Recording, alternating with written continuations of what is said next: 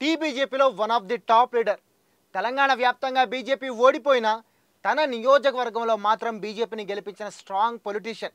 అలాంటి leader T Raja సింగ్కి BJP high command shock ఇవ్వబోతుందా అంటే అవుననే సమాధానం వినిపిస్తోంది. కొన్ని రోజులుగా రాజా సింగ్ టీబీజేపీ టాప్ లీడర్లపై, ముఖ్యంగా పార్టీ రాష్ట్ర అధ్యక్షుడు కేంద్ర మంత్రి కిషన్ రెడ్డిపై విపరీతంగా విమర్శలు చేస్తున్నారు. ఆయన కామెంట్స్ ఇప్పుడు రాష్ట్ర వ్యాప్తంగా వివాదంగా మారాయి.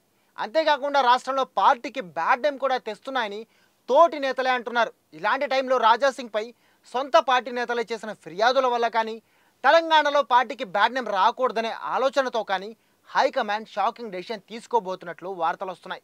అయితే బీజేపీకి రాష్ట్రంలో బలమైన లీడర్గా ఉండే రాజా సింగ్ ఉన్నట్లుండి ఇలా ఎందుకు మారిపోయారు? సొంత పార్టీ లీడర్లని ఎందుకు టార్గెట్ చేయడం స్టార్ట్ చేశారు? పార్టీలో ఆయనకి అన్యాయం జరగబట్టే ఇలా చేస్తున్నారా? అన్నిటికంటే ముఖ్యంగా ఇప్పుడు హైకమాండ్ రాజా సింగ్పై ఎలాంటి చర్యలు తీసుకోబోతోంది?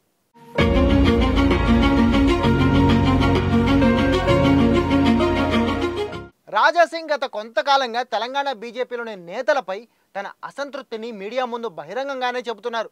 టీబీజేపీ తీసుకుంటున్న నిర్ణయాలపై ఆయన తీవ్ర నిరసన కూడా వ్యక్తం చేస్తూ వస్తున్నారు. ఈ మధ్య హైదరాబాద్ ఎమ్మెల్సీగా గౌతమ్ రావుని బీజేపీ ప్రకటించిన తర్వాత రాజా సింగ్ చాలా సీరియస్గా రియాక్ట్ అయ్యారు. పార్టీలో గ్రూపులు పనిచేస్తున్నాయి, మాలాంటి వర్కింగ్ లీడర్లని కంప్లీట్గా ఇగ్నోర్ చేస్తున్నారు అంటూ ఆయన షాకింగ్ కామెంట్స్ చేశారు.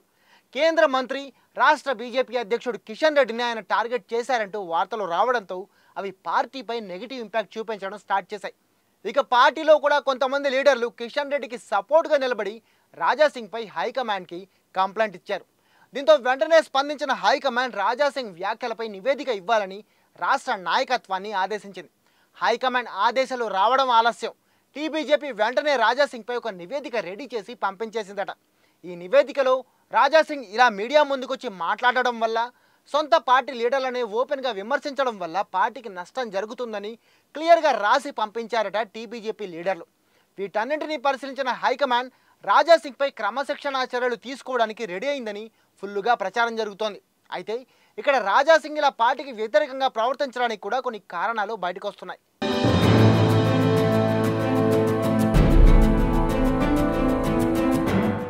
రాజా సింగ్ ఇలా రాష్ట్ర బీజేపీ నాయకత్వానికి వ్యతిరేకంగా మారడానికి కారణం ఆయనకి బీజేపీ ఫ్లోర్ లీడర్ పదవి ఇవ్వకపోవడమే అనే ప్రచారం జరుగుతోంది. తెలంగాణ అసెంబ్లీలో బీజేపీ ఫ్లోర్ లీడర్ పదవిని రాజా సింగ్ ఆశించారు. కానీ హైకమాండ్ ఆ బాధ్యతని ఏలటి మహేశ్వర్ రెడ్డికి అప్పగించింది. అప్పటి నుంచి రాజా సింగ్ అసంతృప్తితో ఉన్నారనే టాక్ ఉంది. పార్టీలో తన పాత్ర పరిమితంగా ఉందని, తనకు దక్కాల్సిన గౌరవం దక్కడం లేదన్న ఒపీనియన్ వల్లే ఆయన ఇలా ప్రవర్తిస్తున్నారని, పార్టీపై నెగిటివ్ ఇంపాక్ట్ పడుతున్నా పట్టించుకోకుండా తోటి లీడర్లపైనే విమర్శలు చేస్తున్నారని రూమర్స్ ఉన్నాయి. తనకి పదవి దక్కకపోవడానికి కారణం పార్టీలో గ్రూపులు ఉండడం, ఎవరు ముఖ్యమంత్రి అవుతారో వాళ్లతో అంటగాగే లీడర్లు పార్టీలో ఉండడం వల్లే స్వతంత్రంగా పనిచేసే నేతలకి వాల్యూ లేకుండా పోతోందని ఆయన ఓపెన్గానే చెబుతున్నారు.